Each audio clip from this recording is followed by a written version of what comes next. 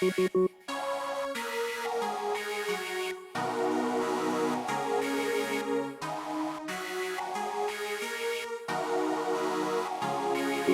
don't need an intro. No one knows what they're doing, right? So yeah, welcome to another episode of No One Knows What They're Doing. No one. This is now episode 2. Yep. Technically. Yep. Technically it's 3. Technically it's 3. But this is like however it works. You have That's 3 zeros. Somehow the 0 doesn't count. No, the zeros count. The No. first 0, it was the pilot. Why wasn't that 1? Because it was the pilot. We were testing it out.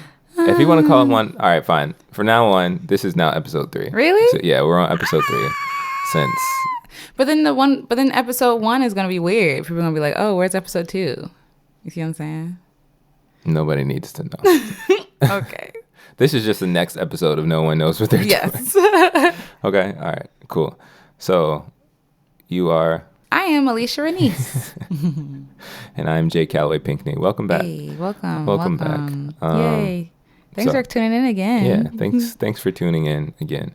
So again, this show is about, we talk about different stuff. Right? Lots of different things. Lots of different things. So our main categories or sections in this conversation are trending topics. Trending topics. Talk about things that are going on in the world that we see and recognize and stuff that we just want to give our little commentary and 2 cents on. Mm-hmm. And then arts and entertainment, things related to the arts or entertainment, things we see in media and culture or our own relationship to arts and entertainment. Mm-hmm. And the last section is personal development. Yes. Where we try to give some advice or just commentary on personal development. Life. Yeah, life. Yeah. So what are we talking about today? Well, first, how are you? How are you feeling? No, you're right. Wow. I'm good. I got a That's spider bite. You did get a spider bite. It was really random. Yeah. I don't think it's my first spider bite, but it was just really random. Yeah. I was at work. Yeah. And it was inside. Sounds like compensation to me, but. Compensation? What do you mean? Oh wait, workers' comp. Yeah. I ain't gonna workers' comp for no spider bite. Yeah, right. Like, you ain't kidding dead, me? did you? Not you. But did you die? Yeah, but did you die? Did you go to the hospital? No. All right, then. We ain't got no money. Y'all don't pay us enough. They give us. All right. They not gonna compensate me for nothing. But I'm good. That's good. Yeah, I'm good. How about yourself? I'm good. You know, we're in the middle process of moving. So Yeah, we're transitioning. We're in the process of moving. Yeah, so just getting ready for that, and then trying to juggle work and stuff, and also my personal projects. So I'm just kind of in a planning mode right now. Yeah. So yeah. But other than that, I've been good. Yeah, just in general, just trying to stay focused. Yeah. I know for both of us, you're working on your personal stuff. I'm working on my personal stuff, and put day jobs and moving on top of that, and then you got stuff, life, adulting. Yeah. So, Yeah. but other than that, yeah, I think I'm good. You're good. I'm good. We're good. We're good. That's good. I hope everybody out there is good as well. Yeah. Are you guys good? Yeah. Leave a comment. We'll wait for it. Yeah. We'll 5 minutes. We'll give it 5 minutes for anybody to respond. No. Yeah. If you leave us comments and things, and make sure to subscribe whenever we we'll share things. Yeah, there'll be information there. So just make sure to subscribe and keep up with us. Yes. Yeah, do you want to get into the... Let's get into it. Okay, cool. So our first topic in trending topics today is being canceled. Being canceled. It's canceled. Yeah, or like canceling people, right? Canceling people. Right, canceling people, canceling things, companies, entire lives, Sure. Can you explain for me and then also for our audience, just in case some people aren't, hip to the game? Sure. So I don't consider myself hip, but at least you're aware. So you're aware of. It just, I don't know. It just seems like in this day and age, everyone's getting canceled left and right for everything. Okay. So, whether it be, Papa John's, for example, don't even know his real name. Sure, Papa. saying, saying the N-word, and of course, he got canceled by black folk and other folk who find that really, horrible, which it is. Yeah. And refusing to, he's canceled. So we're not going to Papa John's no more. Okay. We're not eating the food. We're not talking about it. Or it can be, I don't know, as minor as your friend doing something you don't like. And in your mind, like, oh, they're canceled. Right. So, yeah. So canceling just to fully grasp the concept, because of course it seems to be it's some kind of modern colloquialism or whatever. So canceling somebody is just, you're kind of like cutting them off and like ending a relationship. And well, or it's almost, I think it's better to say like they were once in your good graces and now they're not. Oh, okay. So even if you don't have a relationship with them, it's still like, oh, I never heard of this person, but oh, they did that. Oh, they're canceled. It's canceled. Okay. It's almost like when people say, "Oh yeah, throw the whole person away," or "Throw the whole, throw the whole man away." Right. Yeah. That sounds kind of harsh. It's a little harsh. Yeah. It's a little harsh. I think. Again, I think now it's just, and we spoke about this a little bit. Last episode, like this air of people just being disposable. Right. You know what I'm saying? Yeah. Because of what mistake they made or a decision they made or a stance they have, or a belief they have, it's just, I feel like I have mixed feelings about it. Okay. Tell me more. Tell you more. Okay. I want to hear what you have to say too. I'm still trying to make sure I fully grasp. Okay. grasp the topic. Because I've heard other people talking about it. So like you mentioned Papa John's. Yeah. I've also heard, I think you mentioned to me before, like Justin Timberlake has been canceled. Yes. Because of his decision to start making music that he probably always wanted to make in the first place. And I'm sure there are many other people who are just canceled, so to speak. Yeah, canceled left and right. Yeah. I'm trying to think. I feel like I heard somebody else get canceled recently. But anyways, I can't I can't think of who it is. But every day it's somebody else. So. Yeah, it just seems like I think for me, I would want to know who's the canceller? Yeah, like who's being elected, or I guess if it's a masses kind of thing, like who's making the decision to say, oh yes, this person, whatever they did was so vile that now we could cancel them collectively. We all have to cancel them. Like we all have to do that. And if that's the case, is there even space for a rebuttal? Because so maybe it's not like canceling. But I remember when the situation was going on with the comedian Monique and Netflix and stuff like that. Yeah. I feel like what she wanted was for, people to maybe literally cancel Netflix, cancel their subscription in support of her. Yeah. And there were a ton of people who were like, nah, we're not supporting you. Yeah. But in other situations, everybody seems to like jump on board. So that's an interesting. Yeah, I'm trying to see how does this decision making go for canceling people. Honestly, to be totally honest, I feel like it's groupthink. I really do. Like I go on the interwebs and stuff like that, internets, and people on Twitter, mostly Twitter, like have these big debates, and like Twitter is not a space to debate. Like I feel like you only have, it's not 140 now, it's what, 280? Yep. 280 characters. Double it up. Yes. That's a lot of space. But it's not. It's to make a well-informed judgment and a well-informed argument. Like, not really. There's no way that I can debate with you, and I'm not going to debate with you over Twitter. Like, it's just nonsense. But I think when you have enough, like, of the masses, and when hashtags are created, and people with a louder voice, meaning they have, like, a wider, I guess, audience, like a broader audience. Right. I feel like once they set the standard of what the standard is, like, if you come against that, then you're going to be canceled too, because you have, you know what I'm saying? So I think canceled by association. Yeah, because I feel like a lot of people, like there was this hashtag going around like unpopular opinion. A lot of the stuff like, so it was a thing. It was a hashtag on Twitter, and it was like unpopular opinion. I don't know. So we're black. So there's a general belief that all black people love watermelon, right? Okay.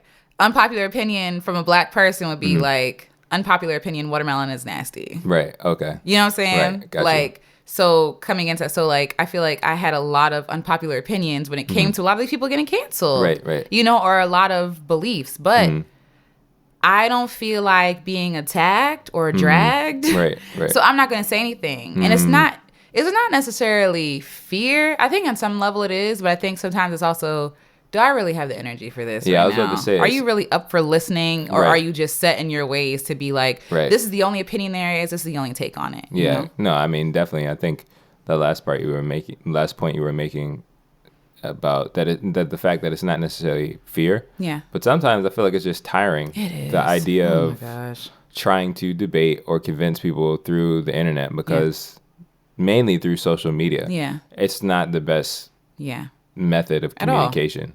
Let's have a conversation. Yeah. And even attempting to try to have a conversation via the internet, it just, even though it should be okay. Like, people were doing that before. Yes. With like letters. Yes. And, you know, other kinds of long form writing. Absolutely. But maybe, I don't know. I guess it's not, people don't want to take the time to actually have well thought out kind of discourse. No. And even if it's over, because, you know, if you send emails back and forth, that's one thing or whatever. But as soon as it's on Facebook or Twitter or something like that, it's like, oh, you haven't responded. And, you know, it has that little number under there. Like, if you haven't responded in less than 20 minutes, then argument's over. Oh. Yeah. They won. They won. Yeah. And it's crazy because debate is actually like an art form. Oh, yeah. Like, to be able to debate, like, there are rules, there are, like, things that people follow, guidelines and things like that. Yeah. And people think they're debating, like, to me, it's so annoying. People like, blanket statement, let's argue. Right, it's like, you don't really want to argue. Yeah, you know what I'm saying? You want to cause drama. That's something totally different. Like, we can argue and we can debate. Like, and I also feel like nobody wants to be wrong now. Right. It's like, it's my opinion. Yeah. That's all there is, you know? And if you come up against anybody else's opinion, then all of a sudden you're grouped in, you know, to the cancel people. I'm going to just say right now, if y'all knew half the stuff that I thought or believed, I would be canceled. Right.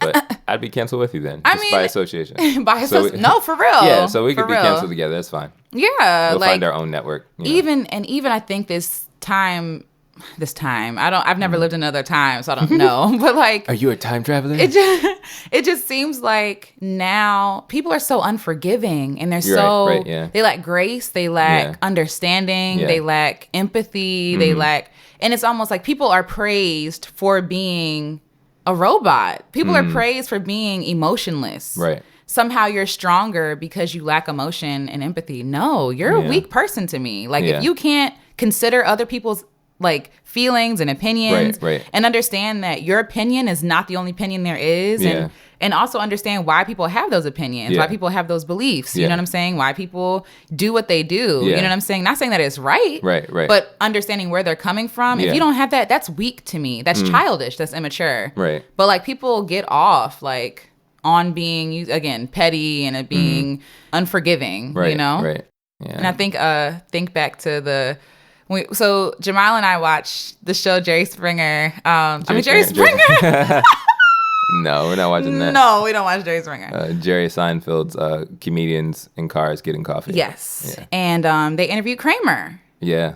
And I remember being like, oh, here we go. Right. Because this was going to be a really, really awkward episode. Yes. I'm like, Jerry, really? Yeah. And it's funny because even when it happened, I wasn't there. I don't even know if I was old enough to go to comedy clubs, to be totally honest. Oh, yeah. All I knew is the clip. Yeah. He called someone a nigger, right? Yeah. Okay. Or some derogatory term. Derogatory. See, I don't even know the facts. It was the N-word. It was the N-word. Okay. Yeah. So he called someone the N-word. Yeah. And to me, in that moment, oh, Kramer, you're a racist. Yeah. And da-da-da-da. Yeah.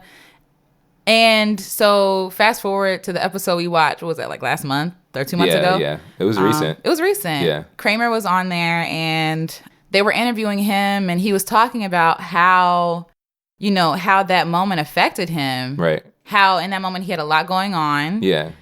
He was feeling really anxious and people were like heckling him and like being offensive to him and not saying that his response was right. Right.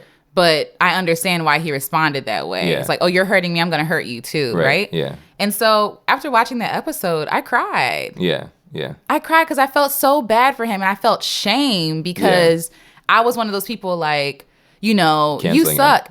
I canceled Kramer, right? Yeah. And it's like, what does that say about me? Right. Yeah. I'm unforgiving. I messed up so many times. Right. I've said things I'm not supposed to say. I'm not perfect, and I feel like social media in general put people in spotlight so much and put them on pedestals to be like, oh, the spotlight's on you, can never do anything wrong. Right. No, I have to show them grace. Yeah. Also, he's not the same person he was back then. Right, yeah. And so, he was talking about how he doesn't perform anymore because he hasn't forgiven himself. Right, yeah. He hasn't forgiven himself. He lives in a prison because of the mistake he made. He knew as soon as he did it that he made a wrong mistake. Yeah.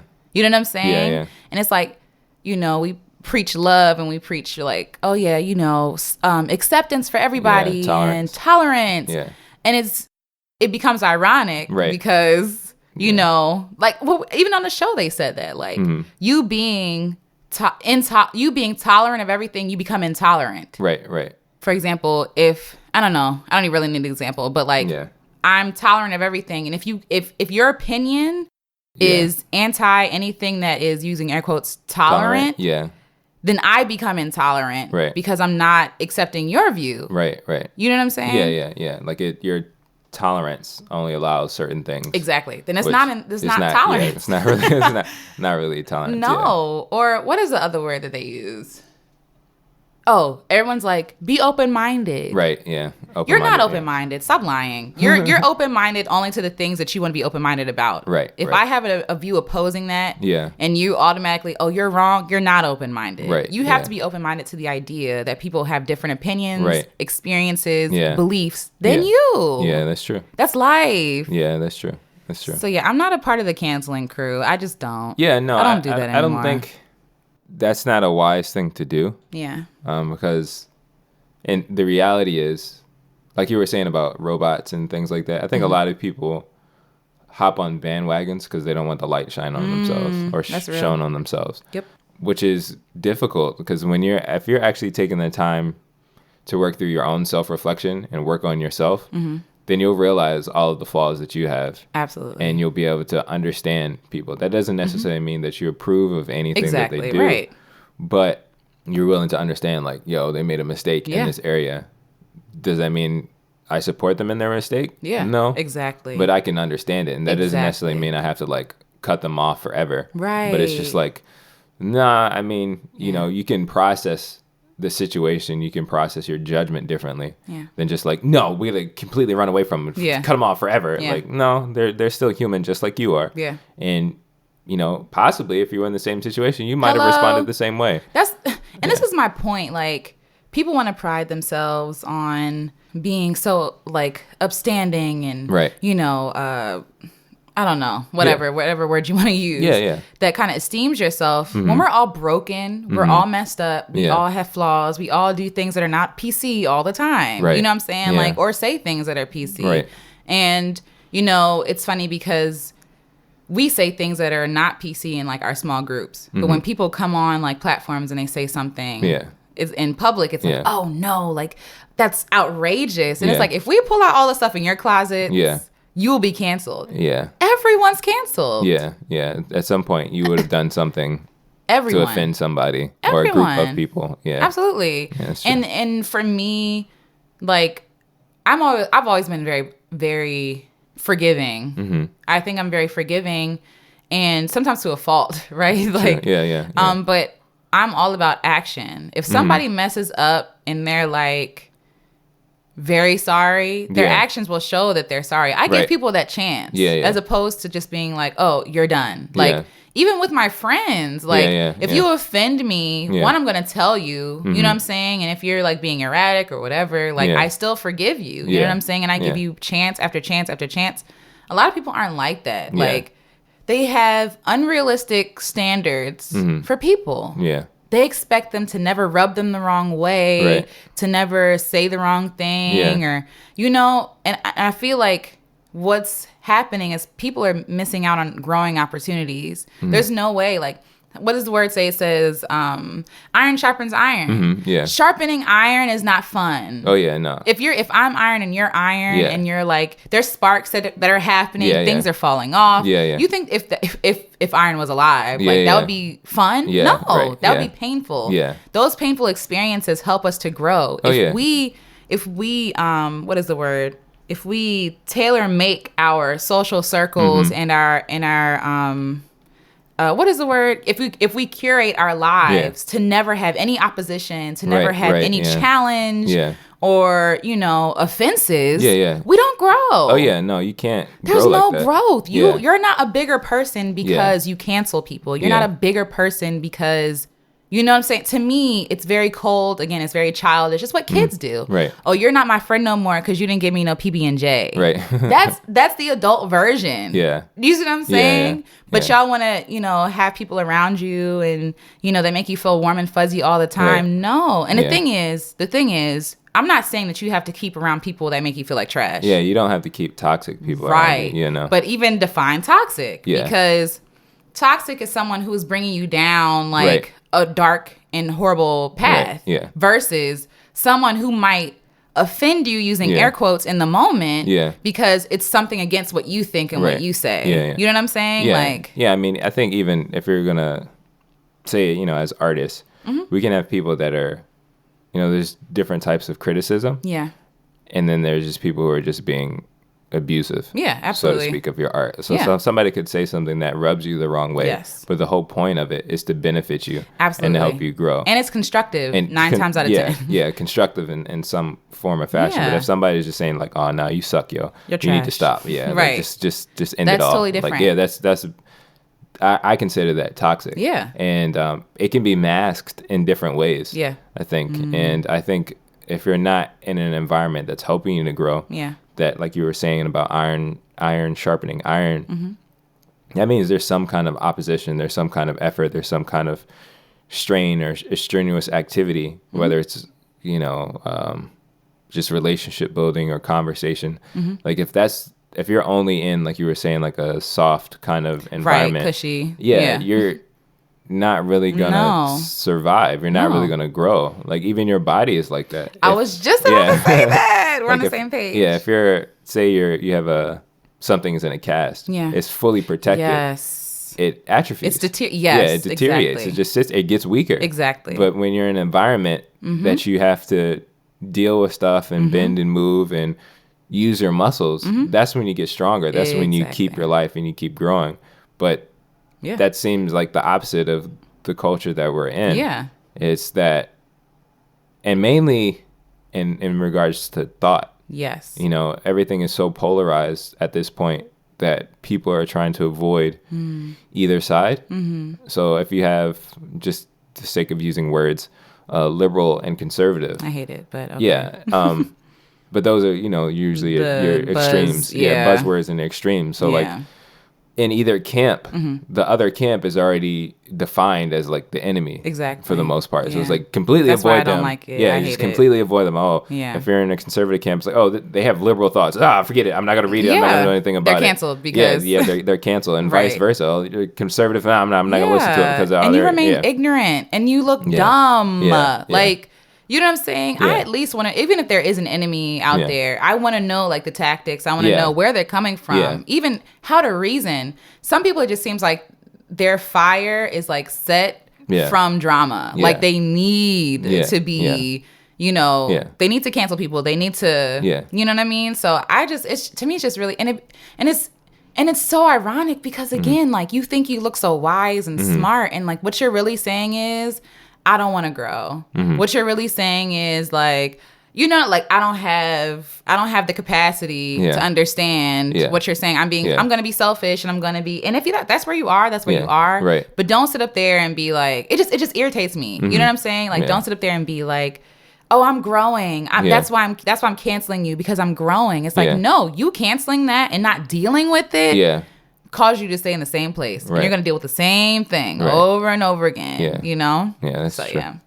I don't know, this whole cancel culture, I don't know what to say to y'all, but just chill. Like, look at yourselves. Yeah. You know what I'm saying? Yeah. Like, it is funny because it's something that's been said since the beginning of time, but it's like, literally... Yeah, some people are going to irritate you, and you will have to cut some people off. Yeah, you know what I mean? You have to cut off toxic people. Absolutely. In your life. Like... gangrene. You gotta chop that thing off. You know what I'm saying? Yeah. But if it's something like resistance, like when you're working out, you're running, you're hitting the pavement, and your muscles are constantly, being contracted and like released, and that's good for you. Like, you know what I'm saying? And people are running from what's good for them because. Honestly, of laziness. Oh yeah, I mean it's so much easier to just. It's so much easier. Avoid work. Absolutely. In general. Even work on yourself. Oh, yeah. And because sometimes you wanting to cancel somebody else forces you to deal with things that you don't want to deal with. Right. That's true. So, yeah.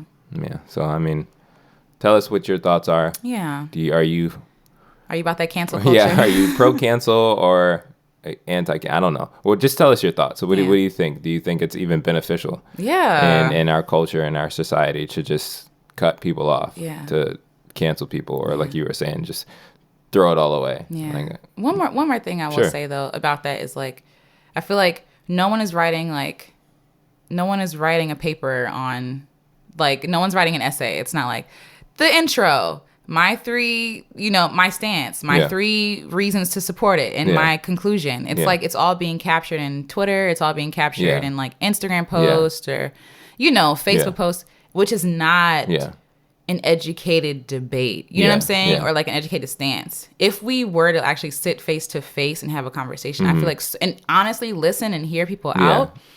Or even if people don't know and they do say something offensive, that is offensive, and I'll tell you why. What are you really trying to say about that? Right. The extra work, the extra step it takes to really trying to understand people is worth it. For yourself and for them. That's a learning experience for them too. Because if someone were to say something offensive about Black women, right?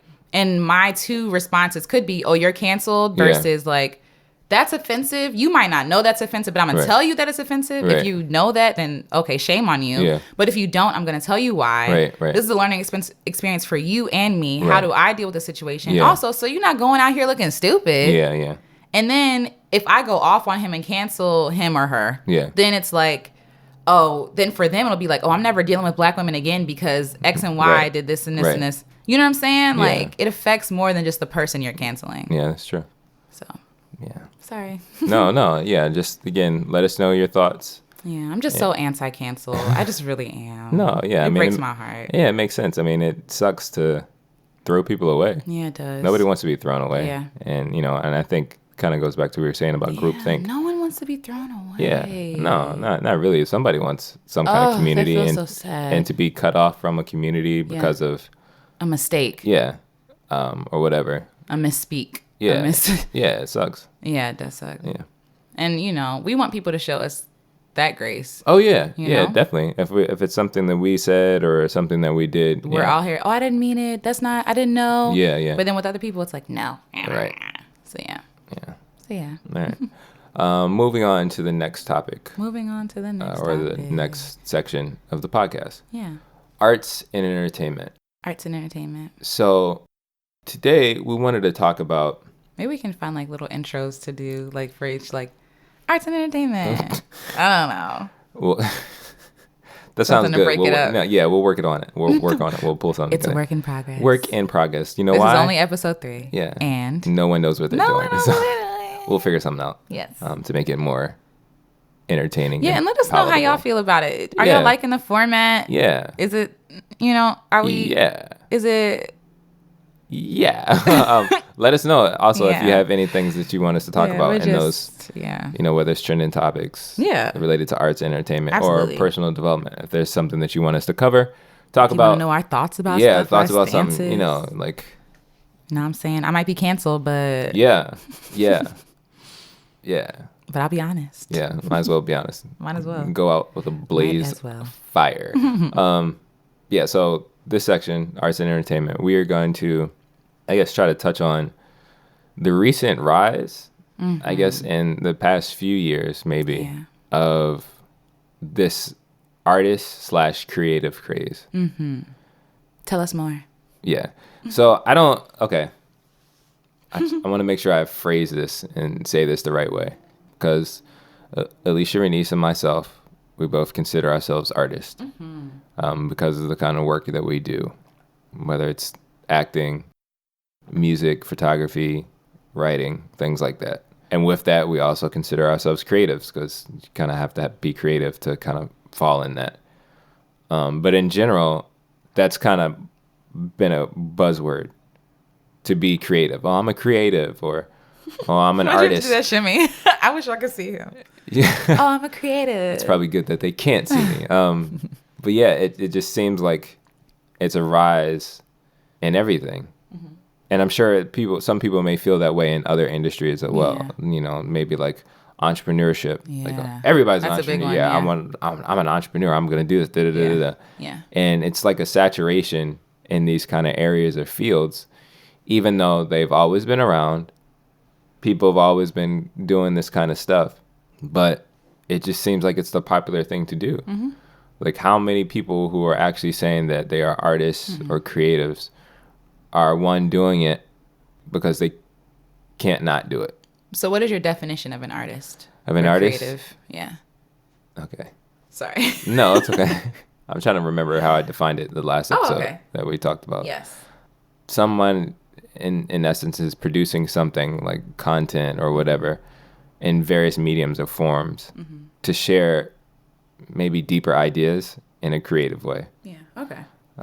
That's my quick definition. Gotcha. And I think we pulled up dictionary.com last time and got a more detailed definition. What's your definition, so we can both have a the same but page? I think for you, like, what makes an artist, like you just said, is like you can't not do it. Yeah. I think that's a big part of it. Like, it burns. Yeah, because I mean, I'm not knocking people who do things for hobbies. Like, if people, I don't know, sip and paint. You like to sip and paint and you do stuff like that. But not everybody not everybody who does sip and paint would say, yeah, I'm a painter. Okay. Or I am an artist. Okay. Or something like that. Yeah. Or we were talking earlier today. You buy a camera and like, yeah, I'm a photographer. Oh my gosh. That doesn't necessarily mean that you're a photographer. Yeah. Just because you went and bought, a couple $100 worth of camera equipment. There's something different. Yeah. There's something qualitative difference. Yeah. And even, I would say internally, like positionally, that makes you different. Yeah. Because, again, you could pick up a hobby, you can pick up something and say, yes, you're trying to take this name, but you don't really know much about it. You don't, whatever, you're not really putting in the work to develop that. Like, there are certain things, even as an artist, there are certain things I wouldn't call myself. Okay. Out of respect. For people who do it. Yeah, for other people who do it. So we'll use other embarrassing moments from earlier in my life. So the two big ones I can think of, rapper and DJ. Okay. You was a DJ. Tell me you weren't a DJ. I will tell you this. That as I was trying to enter into that realm. You were there. DJ Driftwood. Again, I picked the name and my cousin gave me that name and I just took it and ran with it. No worries. But as you, I think maybe this is the defining line for me when it comes to people who really want to take that ownership, who really want to take the title related to artists or creatives. So my story is being a DJ, right? And so in essence, I did everything I just said. Bought a little DJ equipment, did a little research, started playing around with programs, had the opportunity to DJ for a couple of things. Okay. At that point, I may have been decent for my hobby. Okay. There's another level, though, that if you're trying to increase your skills and proficiency and professionalism, that takes you to that next level of saying, I really am a DJ. Or I really am an artist. That's in my opinion. No, sure. I just think, for me, it's not a matter of skill, whether you're an artist or not. For me, it's like, what burns you? Like, you know what I'm saying? Because you can be a DJ, you know what I'm saying? Before I was the photographer I am today, and I'm not the photographer I'm going to be 10 years from now. Right, yeah. So it's like, I'm always going to set the bar higher and higher and higher. Because even, I feel like what the imposter syndrome kicks in, you give room for it to be like, oh, you're not really a photographer because, you're not as good as this person. No, I'm a photographer because I love taking photographs. I love telling stories with pictures. I can't not take photos, of my friends, of events. Like, this is like what burns in me. You know what I'm saying? Music. I can't not make music. I can't not sing. Like, if I feel like what determines whether or not you're an artist is if that was taken away from you, would you be devastated? Yeah. If not, then, no. Yeah. You know what I'm saying? Yeah, no, I think that kind of describes what I mean by that transition. But I just don't want, I don't want people to determine whether or not they're using air quotes artists based on their skill level. Yeah. No, because who determines? I don't. I really don't. I feel like skill, it doesn't necessarily you have to be a master at it or whatever, but at some point, even with your burning desire to be a photographer, you want to be better. Oh, absolutely. Right. So that's what I'm saying. So, like, even with whether it's photography, singing, or writing, there's something in you that, as you mentioned, the imposter syndrome. There's something there that you're like, I want to break past this because I want to be like this group of people. But that means if that fire burns in you like that, then you're going to commit the hours. You're going to commit to learning. Yeah. And it might not end up looking like what you think it should end up looking at, but I think it'll get better it'll look more like you. Yeah, you know what I'm saying? No, I totally agree. And that's what I mean. I think that's what I mean by skill. Okay. Because like you were saying, if you take it away and the person's done with it, that means they're not willing to invest more into it. That's why it's just a hobby. Like it's just something that kind of goes there. And cool. then, and there's nothing wrong with hobbies though. Because there are people, we'll say for sports, there are people who are willing to go to basketball camps and things like that. But more than likely, they'll never make it in the NBA. They'll never do it, but because they have such a passion for the sport, they have such a thing. But at no point, they will never get to the quality or the skill level necessarily to professionally be a basketball player.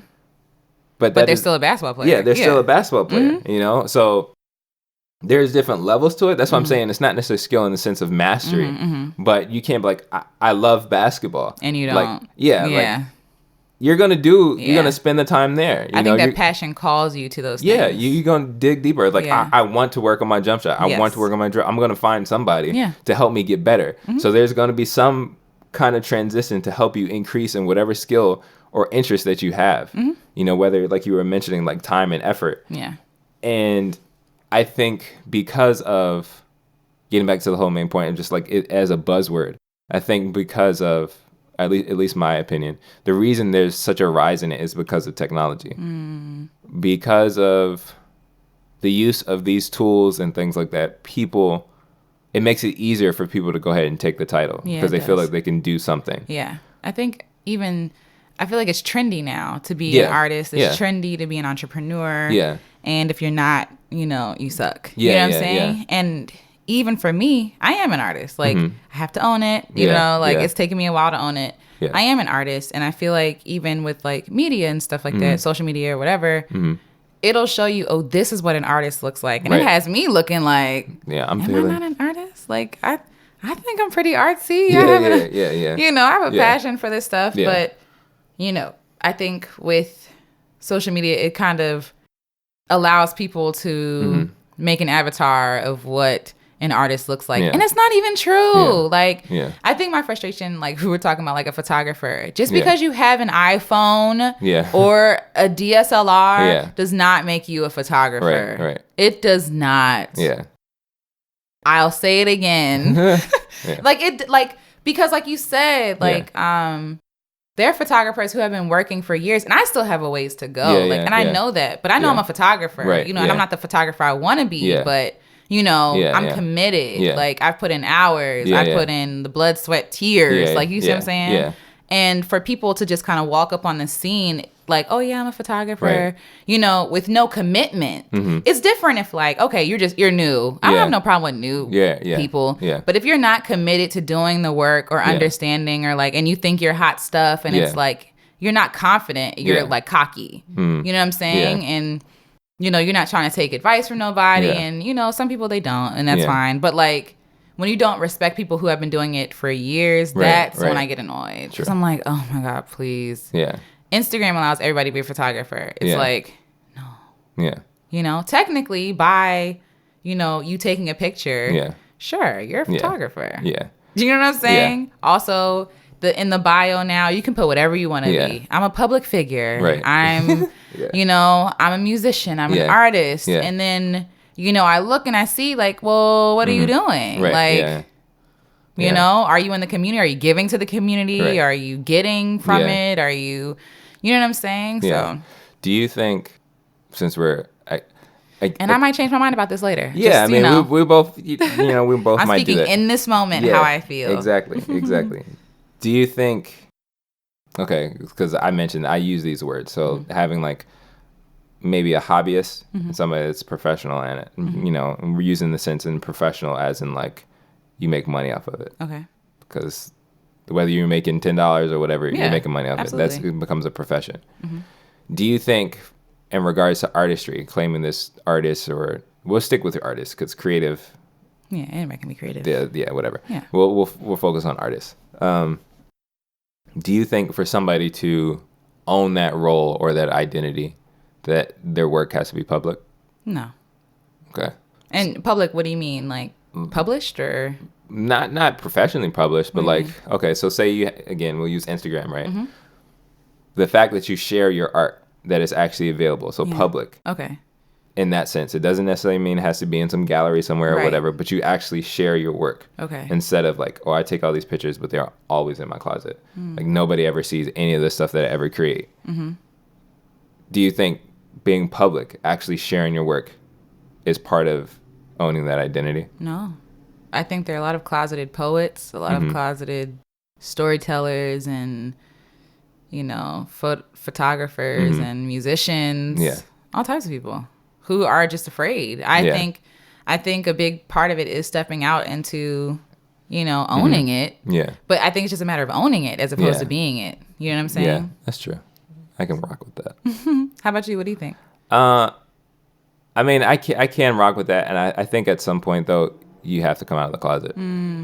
So do you think it's a matter of like getting a badge, like this is a part, like, I don't know. So for voiceover, I don't know. Right. So like if you never, so you're a voice actor. Yeah. So, okay, if somebody says, yeah, I'm a voice actor, but you never see any of their stuff, do you think it's like, oh, well, you haven't earned the title of a voice actor until you get out there and share your voice with other people? I think not necessarily. Like, it doesn't have to be, I did a commercial for Coca-Cola. Right, no, that's not what I mean. But like, if you're, say I did a voiceover and I shared it with my mom. Okay.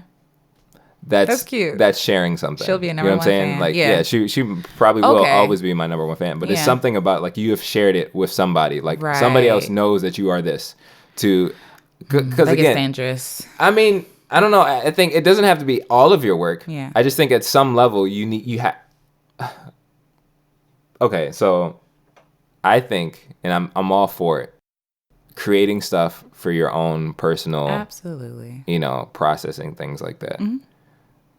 But I think a part of the artistic role is to be able to share something with somebody, whether it's to benefit them or whether it's to have them, make them think about something. That's part of, I would say, the call of an artist. Almost giving what you're giving to your audience. So it's almost like if you don't cut yourself to bleed on whatever you're producing, are you really because like even sharing?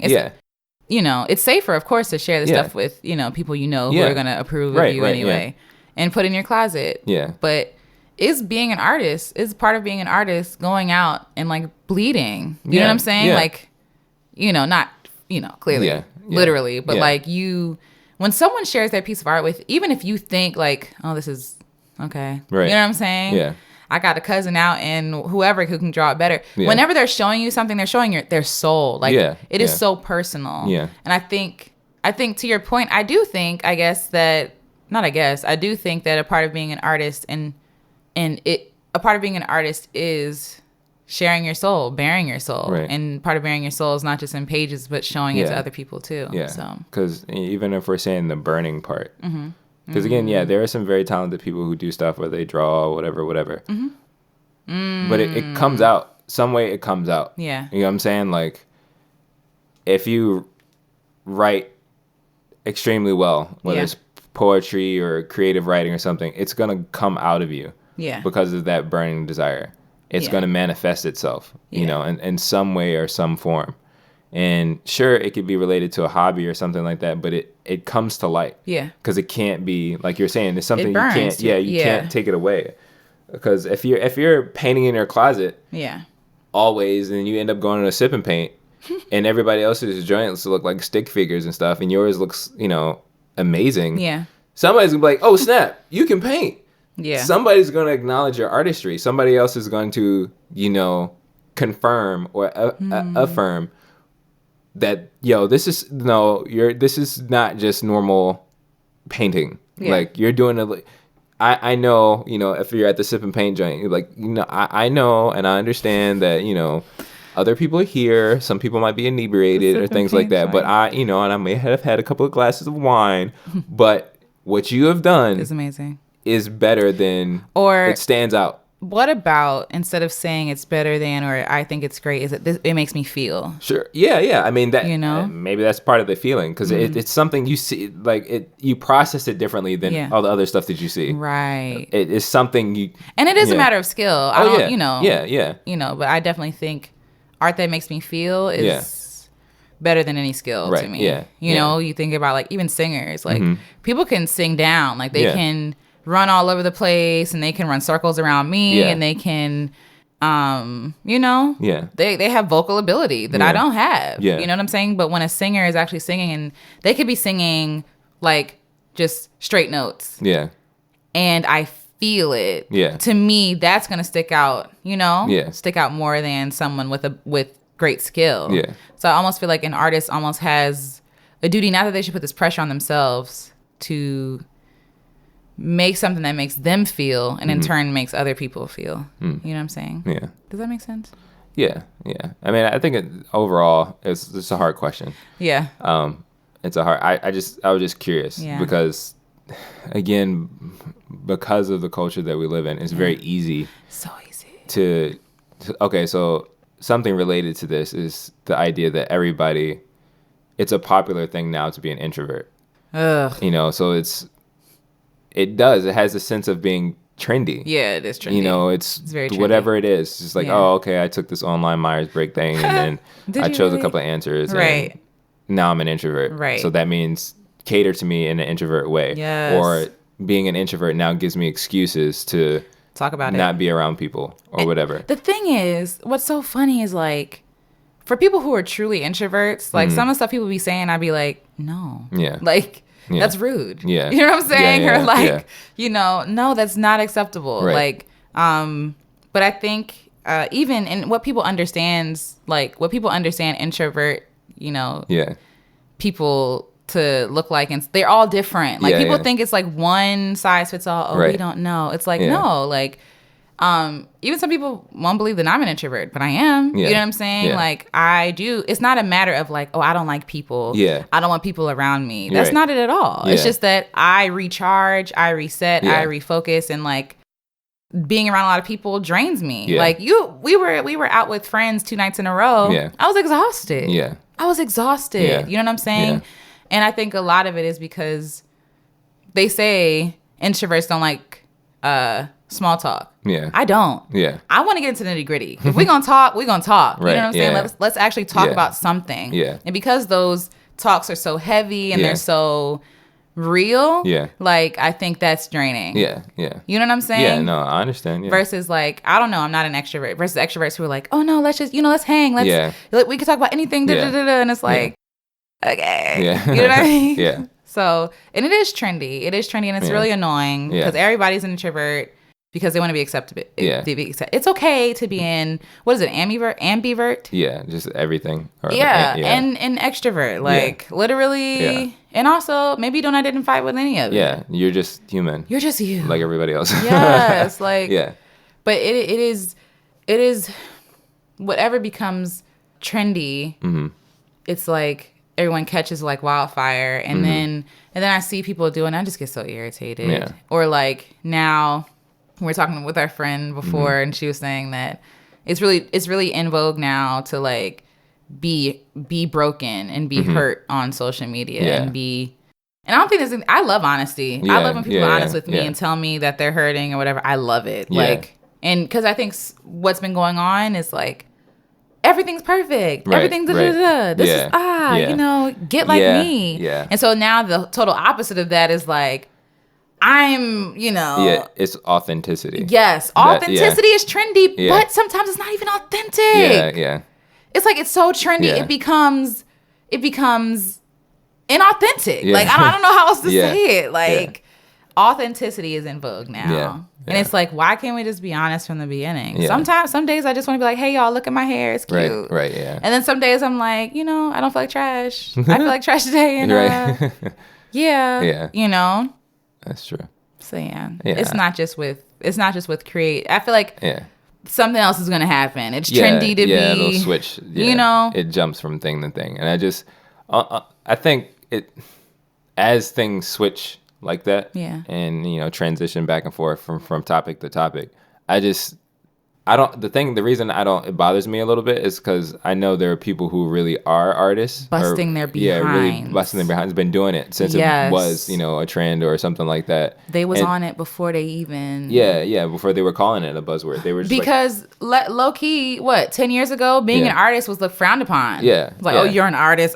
Yeah. Okay. Yeah, and some people still feel that way. Degree. No, they do. Yeah. But it's very trendy now. Yeah, and it bothers me because I think as artists and anybody else in any other field, I don't want their journey and the thing that they invest in to be overshadowed or neglected because whatever is popular at the time. So like I think about, again, like producers and things like that, how there are a lot of people who work really hard at producing, who put in a lot of work, whether it's music or whatever, producing this art. Like I've trained myself, taught myself, done a lot of all this stuff, and then GarageBand comes out, somebody put some loops together. It's like, I'm a producer. Put that joint on. Oh snap, sounds like a Drake beat. Yeah. And then also the work they put out sometimes isn't even what's in. Like what's in is easy. Yeah. What's easy is glorified. Right. You see what I'm saying? Yeah.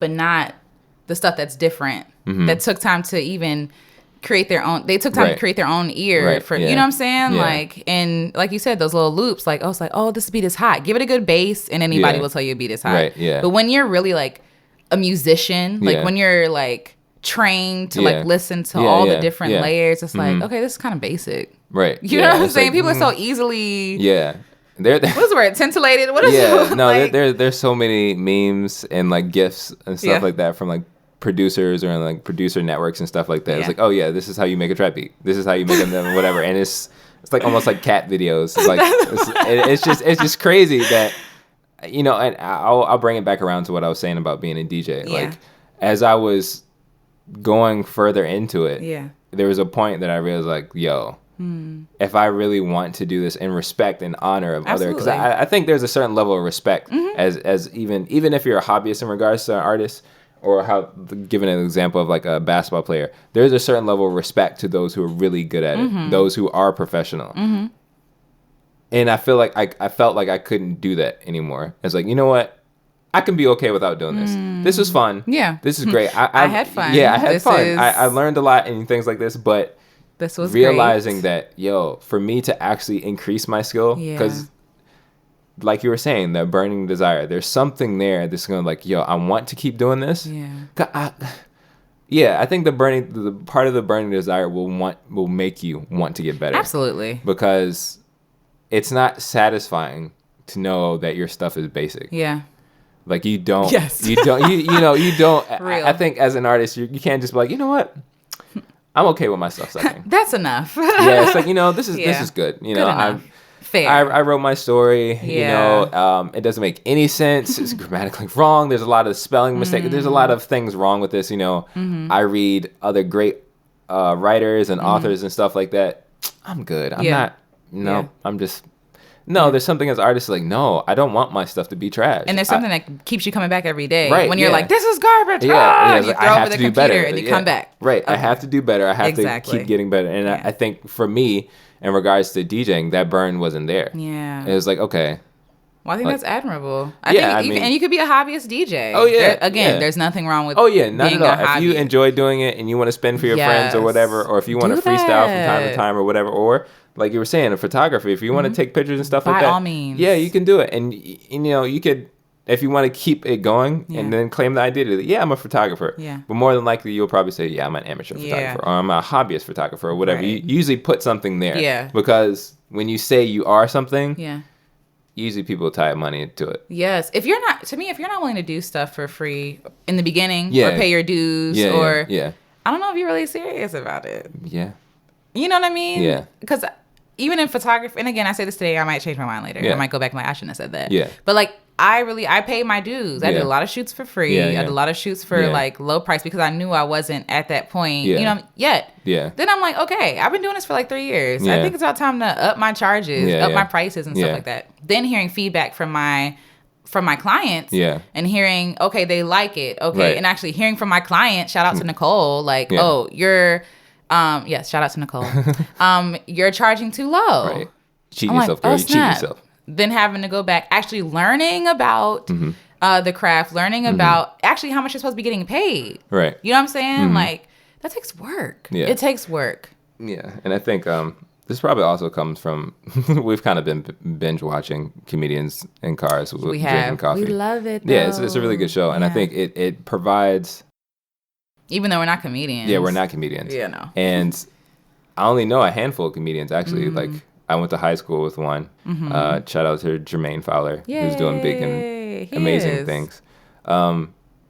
That stuff is hard. Yeah. That stuff is hard. Like, no way. I know I could do it. I know I could do it. And, and I think if you're doing any kind of craft seriously. Yes. Even for, I would say, artists that we know, like actors, even spoken word artists and stuff, like people who like really do it.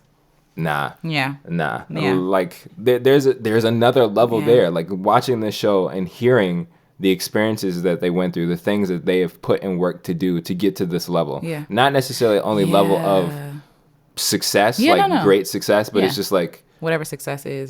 Success is, relative to that range of whatever. But it's like they couldn't not do it. Yeah. All the people that he's interviewed, again, majority of the people that are on there are successful in their own right. But they got there because they couldn't. They worked. Yeah, they worked. Yes. they couldn't not keep coming to comedy clubs. They couldn't stop performing. They couldn't keep working on their jokes and their bits and their stuff. Like they couldn't do that. And you see it even in their conversation. They do that all the time. Right. They're always making jokes. Like they can't help it. And I think it's the same with other identities or like right now professions or whatever. Like writers do things that only writers do. Yeah. I think musicians, singers, they do, like if you're around a group of musicians, they have their thing. They do have their thing. Musicians sometimes I feel out. I'm not a musician though. Right. And they have the same with singers, with everybody else. And I would say it's the same even in the corporate world. Yeah, it is. Their entrepreneurs act way different than other people. Absolutely. People who, like, I'm sure lawyers act way different. Doctors act very different. Like people who have kind of niched down or formed into this identity, even though they could transition to other ones. Yeah. Of course, you can have a doctor that does, music and other stuff on the side, whatever, and they're really good at it. But whatever that is, they have pressed into it. Yeah.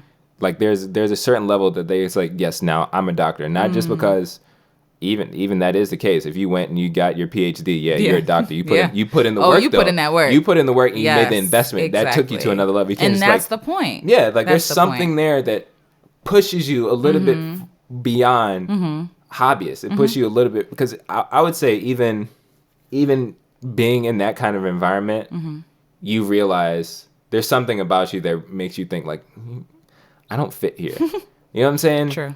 Because But don't let it be your doubts talking. But I feel yeah, it could be your doubts or a thing. But thinking about it, like hearing the stories of sometimes what comedians had to do and deal with, you realize, nah. Are you willing to do that? That's the question. So it was like, are you willing to share on that? Or, say you did an open mic and you made somebody laugh and stuff like that or whatever, and you start hanging around with other comedians. There's something about it that makes you kind of feel like, yeah. And I've felt that way in different regards, like with spoken word. I was being a part of a spoken word group for a period of time. I mean, really, for me, it was like trying it out and seeing, because I like writing and I like poetry and stuff like that. Spoken word is different. Yeah, it is.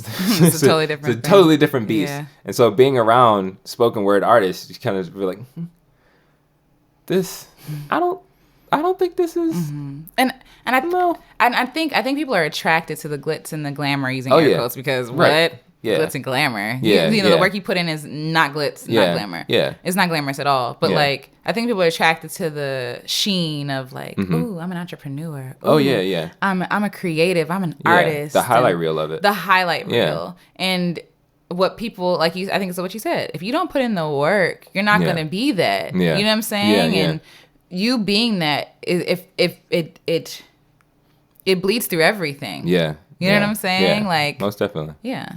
Yeah, I mean, I think just overall, I feel like we just have to respect wherever people are, and I think go ahead. No, yeah. What? Sorry, no. Just one more thing. I'm sorry. Before we move on. Yeah. I think it's also important to understand that when you call yourself whatever, you represent a group of people who are doing it. Yeah. And if you come out here, if I come out here talking about something, oh yeah, I'm a comedian, and I get on the stage and they're like, what? Like, that's an embarrassment to the entire community. Yeah. Not because my style is different. Yeah. But like, because I literally just trash on them. Oh, this is all it takes to be a comedian. Right. Yeah. You trash on their whole thing. Yeah, because when you take that identity that other people have taken. Yes. Especially, that's so true. I think that's very true. You know, because people will judge other people based off the experience that they have with you. Mm-hmm. You know, so you're a comedian. Yeah. Oh yeah. I don't know. Mm-hmm. But and that messes up other people who are trying to pursue their thing, because you go somewhere and they're just like, nah, I'm not rocking with you because this is what is related to that. And so and I think that comes to respect, realizing like, no, there's more that goes to this identity or whatever it is, whether it's an entrepreneur, whether it's an artist, whether it's a doctor, whether it's any kind of whatever, just respect it and don't get caught up in the cultural, like you were saying, glitz and glam, right? Because they're it'll fade. Yeah, it'll fade. Like the industry, whatever, our culture will pick up whatever is the coolest thing at the moment. And the people who are still standing in the places were always that. Right. And so probably even we'll keep using that with comedians. Clearly, there's a huge rise of comedianship. Sure. Because we see it everywhere, especially like on Netflix. Yeah. You go on to Netflix, it's like 50,000 like stand-ups. Everybody got a special. And I've heard it from other people, you know, other comedians who are like, I don't know why they got that. Yeah. Because, you know, it's just like, hey. Not even in a using air quotes, hating way. Yeah. But just like, what? Yeah. You know? I'm better than them. Dang. But, you know, I just think in general, there needs to be a respect for whatever position or identity you take, especially as an artist. Yeah. Like, and even about what you take. Like, as a photographer, like, the reason why people complain all the time, oh, you charge too high. No, I'm making a living. Like, come on now. You will pay for what you want. Stop trying to lowball me. Yeah. But there are photographers who will take gigs for $50. Yeah. And so then when I'm trying to get a gig, they'll be like, oh, well, I got a cousin over here who will shoot me for $100. Yeah. For a wedding? Yeah. For $100. Enjoy those photos. Yeah. But also, like, again, you're representing a whole photography community, and you're lowballing yourself. Yeah. And you're lowballing us. Yeah. Yeah. You don't think about that, how you really affect the community. Yeah. So, I mean, let us know what you think. Yeah. You know, do you think this idea of being an artist specifically, is it just a trendy thing? Are you an artist? Do you consider yourself an artist? Share your art. Let us know what you think. We want to see. Yeah, share your art. Or hear. Yeah, or hear, or anything, whatever you want to do. Just let us know about it. And let us know what you think. Do you think the standard should be lower? Yeah. Like... Because we could be wrong. Yeah, we definitely could be wrong. We definitely could be wrong. Anybody could say, hey, I woke up and I feel like an artist. Right. Or, you know, let us know what you think. Yeah. You know, do you think we're being too harsh? I don't know. Possible. All right, so moving on to the next section. Moving on. Speaking of moving. Oh, yeah. Okay, yeah. So our last section for the day and our topic of today is talking about transitions. Yeah. So life is filled with swift transitions. So transitioning, and this covers a broad topic of stuff. Yeah. I think the inspiration for this idea is the fact that we are moving.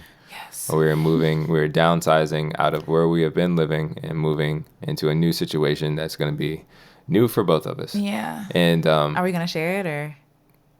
Sure. Okay. Yeah. So go ahead. How big is this apartment? Like square footage? Mm-hmm. It's like 8. We'll round up and say 850. All right. So it's a 2-bedroom. 2-bedroom apartment. 2-bedroom apartment has like a living room space and a bathroom. Yeah, and a bathroom. And kitchen. And we're downsizing. Yes, and some closets. Yeah. Some storage space. Yeah. We're downsizing from that into an RV. Yay. Yeah, 28-foot RV. Yeah, 28 by 10 foot. 28 by 10. So that's 280 feet. Yeah. So and not even of like movable space. Yeah, like, there's stuff already there. There are things. Yeah. So probably like 180. Yeah, it's like 50 foot. Okay. Square foot. Yeah, but you know, we're moving into an RV. because we have plans and dreams and stuff, yes, and they're also working on trying to increase our margins financially and stuff like that. To come up out of debt and save more. Yeah, and eventually we're trying to get to the place where we could do our work full time and also travel. Yeah. So that's like the bigger dream. Yeah, but right now we're definitely in a transitional phase so in life. Packing up to say stuff, the least. Moving stuff, getting rid of stuff, figuring out what's going on in the next phase. Yeah. It's a lot. It's a lot. Yeah. Do you think you handle transitions well? No. No, I was expecting more than that. Nah. No, I'm a person, it's weird. Okay. I yearn for change. Right. I want to get up and move and stuff. Right. But when change happens, I think this is it. Okay. I like when I'm in charge of the change. I don't like when change happens to me. True. I don't like, don't be pushing up no change on me. No, even when it comes to our parking space, Jamiel and I be, I be joking, but I be serious. Yeah. We park here every day. Yeah, we park in the same. spot. There's a little parking lot in front of the condominium apartment building that we live in. We park in the same spot. The same spot. Every day. And then y'all want to come up here and take our spot and change the thing. Like when you're in class, you walk in. On the first day of class, everybody knows. Right, that's your seat. This is my seat. Pick it wisely at the beginning of the school year. I claimed my space. Yeah. Do not come here 2 weeks later, Robert or whoever, and sit in my seat. Because now I'm going to be walking, because it's usually men. Now I got to be walking in. No, I'm kidding. I'm kidding. I got to be walking in. I got to be sweating and feeling awkward and figure out who I'm going to sit next to. And no, I'm trying to remove the complications from my life. Right. You know what I'm saying? Mm-hmm. I know what I'm doing every day. Yeah. Don't come in here and mess up things. Yeah. But anyway, I like change when I'm in charge of change and when I think I'm improving or things like that. But when I'm forced out of something, I hate it. Right. I hate it. I go kicking and screaming. Right. Yeah. How about you? I think I've been okay with change. You're pretty good with change. Yeah. I think for me, it's just I've come to the place of realizing that all of it's temporary anyway. So, and I mean, I won't say I was always like that. Yeah. But that's just been my position. So, okay. What's happening? I was just thinking about in regards to transitions and moving and stuff. Okay. So this has been my process of transitioning, right? So in college, wherever you move in college isn't really a real transition because you're going somewhere and it's not real. It's fake. Yeah. So, so I graduated college and I was staying in my parents' house. Yeah. It was, for a period of time, it was my sister and I. 2 adults living in full-size house because this was the house that I grew up in. So 4 people were living in this house. Not even at one time. I guess technically I was, because even when I was in high school, my sister was in college, so she was off. So potentially 4 adults could have been living in this house. It wasn't that much space. Yeah. So I don't know how many bedrooms it had or whatever, but it's not huge. I don't want you to think that it was huge, but it was large enough for us to maneuver or whatever. Yeah, yeah. So not maneuver, yeah. But it was a house. It was a house that you can grow your family up in and stuff like that, and you have space. Yeah. If everybody was able to have their own room if they wanted to, everybody was able to have their own space, comfortable, and then whatever. So it was nice. Yeah, Eventually, my sister got married. She was gonna live there or whatever. So her and her husband went and moved out. Perfect, because that would have been weird. I'm not trying. I'm not trying to be go right. Or I think I might have still been in school or transitioning out of it when they got married. So it would have been third wheeling a newlywed situation. No, thank you. So I'm sure they made the best decision for themselves. It's we need our own spot. And so after they moved out, for the most part, I was living in a house by myself. Remember how I described this house to you. It was a full house that 4 adults could have stayed in. I was in there by myself. Yeah. I had a whole house to myself. Yeah. At one point in time, I had a roommate for a period of time or whatever. And I had some friends and some family staying with me for a period of time. But overall point, get this, I was staying in a house by myself. Okay. So from there, I transitioned to a room in a house. So I took all of whatever I had and tried to transition it to a room in a house. Okay. So I transitioned from that, and then I was in a room in a house. Then I moved to where we are currently. So it's condo. So I was for a period of time before we got married, I was in a 2-bedroom apartment by myself. It's pretty spacious. It's good. So I was like, okay, that was a little bump up from the little. Heck yeah. Yeah, it was a pretty decent bump up from a room in a house. That, other people were living there. Yeah. Now I'm transitioning to an RV. So we've moved from a house by myself to a room to an apartment by myself, and then in that little period of time, my wife and I. But, we're one. So technically, but, I'm still, it's two adults living in a small space. Yeah. And now it's two adults living in a smaller space. Absolutely. So I think I've had to learn how to adapt to transitioning pretty decently. Yeah. And I don't know. I just never, so far, I haven't really had any huge problems. Because, again, I have that mindset that, like, it's all temporary anyway. Like, long as I'm able to function and live the life, bottom line, live the life God wants me to live, I'm cool. Yeah. I think the same would be for jobs and stuff like that. Transitioning from jobs, usually I'm ready to transition. Like, okay, I'm done. I'm ready to go. I've done all I can. Yeah. I gotta go. I'm ready to go. I'm ready to go do something else. Yeah. So, I mean, but I know transitioning is very important. Yeah. And being able to transition well is very important. Right. Whether it's internally or externally. Some people, using the example of transitioning from jobs. Some people don't care. They're just ready to go. Bye. Walk in the room, hey boss, I quit, F you, and walk out. Yeah. I don't want to do that. Yeah, no. Mainly because, I represent Christ, but you never know the relationships that you're going to have. You're trying to transition well. Yeah. Like you want to get out. Yeah. Sure, but you want to make sure that whatever ties that you are ending, that they end on a good note. Yeah. You want something to be tied in a bow rather than singed. There's some stuff you do. Some stuff you do. You got to burn it off. But I just think in general, like transitioning is important. Yeah, and I think what you've helped me with is like planning. I'm not a planner. I am a planner. You are This a is the thing. I'm a planner. When I'm ready to do it, I'm ready to do it. Yeah. I don't want I just need to do it right now. And I think even for you, like you're helping me plan. Like right now, we have a week to move. I haven't done anything. Like I haven't done a thing. In my mind, I'm like, okay, day of moving. How it's gonna go? Like it's gonna go like, oh, we just put all my things. Perfect. It's gonna be a movie montage. There's gonna be music playing. And it was like, oh, snap! We're inside the RV. Right. Moving out. Yep. Right. Nope. Magic. Life doesn't happen in montages. Not at all. No. So I think I'm seeing you move and I'm seeing you work, and I'm like, dang, I guess I should be doing something, huh? So like, I think over the next week, I definitely have a plan to like, downsize, donate my things, stuff like that. But I think like with you, like, before we got married, we were planning to go to Chicago. Yeah. And I just wanted to go. Yeah. I had been thinking about it for years. I'm like, let's go. And so we get there and, we find this awesome apartment. Oh my God, y'all. This apartment was a dream. Nice. It was a dream. Oh my gosh. It was a dream. And it was so spacious. Yeah. And the apartment we saw before then, it was really expensive and it looked like a dorm room. Yeah. We went across the street to an older looking building and got so much, like almost 3 times as much space. Yeah.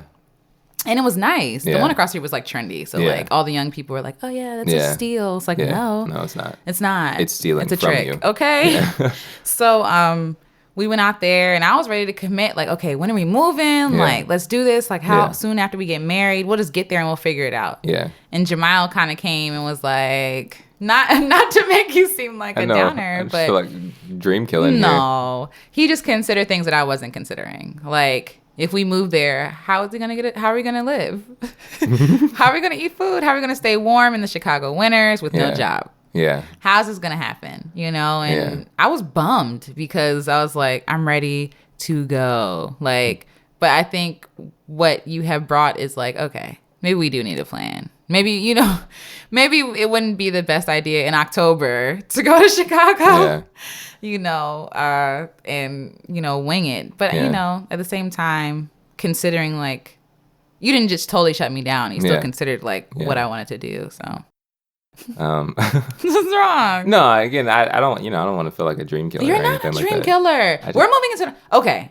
Now we're moving into an RV. Yeah. Okay? And we can go to Chicago whenever we want to. That's true. Okay? And it took you 2 times for me to get you to approve to stay in an RV. You said 2 times? Yes. The first time, Jamiel was like, nah. The second time, it's like, oh, this might be, okay. This might be a good idea. And I had a plan. Because I knew to convince you, we would need a plan. Right. Yeah. That's true. So planning is important, people. Yeah. For the people you're doing things with and for yourself, just to know, what you're doing. Yeah. So from, not only that, but just life experience, what do you think, for those who maybe have trouble transitioning, what's advice that you would give them? Advice I would give up, try to find the positive in the change. I think for me, even after we got married, Jamiel was there, he knows. Like when we went on our little weekend getaway and then we came back, and then I came back to my mom's house and I realized, oh snap, I'm not going to be staying here tonight. And I sobbed. Me and my mother, we sobbed. Like, it was intense. Yes. I was in mourning for a while, months. Yeah. I was in mourning. I kept going back to my house. But what I didn't see was, I did see it, but what I didn't keep in the forefront was that my husband made a house for me. You know what I'm saying? Like he made, it looked like one way before we got married. When we got married, he incorporated things that I love, like open windows and, natural light and stuff like that. And he was trying his best to make this very homey for me. And I realized by me oh my God, mind you, my mom's 20 minutes away. It's not like it's right down the street, literally. We were there earlier today. Right. But I was a mess. And I couldn't let go of what I was. You know what I'm saying? I really didn't consider what I am now. Right. Yeah. I'm still the same person, but I'm somebody's wife now. You know what I mean? And people are married and they live in 2 different places, but that's not what we agreed on. Yeah. So I think for people in transition, it's good to consider the positive things that are going on. And also how to, make what you're mourning work. After we got married, Jamiel compromised. I'm going to go see my mom, every weekend? Yeah. You know what I'm saying? So yeah. Yeah. So say it again in the nugget form. Oh, so, sorry. No, Was I rapping? No. I just want to. Yeah. So basically, try to look at the positives. I know it sounds really cheesy and it's a cliche, but look at the positives. What is something great about this opportunity you have? Living here, I can go to the park up the street. It's a beautiful park. Yeah. You know what I'm saying? I'm 15 minutes away from downtown DC. Yeah. I'm living in a house with the person I love, with my best friend. You know what I'm saying? Aw, it's true. But yeah, consider the positives and not necessarily what you lost. Cool. I'm trying to think of what my little nugget would be for transitioning. Go ahead. Sorry. Also, learn to work with what you have now. I think it's easy to be like, oh, I could do that before and I could do... No, okay. So you only have, say you got a job and your job requires you to get up earlier. Yeah. Right? So dang, I'm going to be up early. I used to be able to get up, whenever I wanted to or whatever. Okay, what can you do with the time that you have? Yeah. What can you do with this change?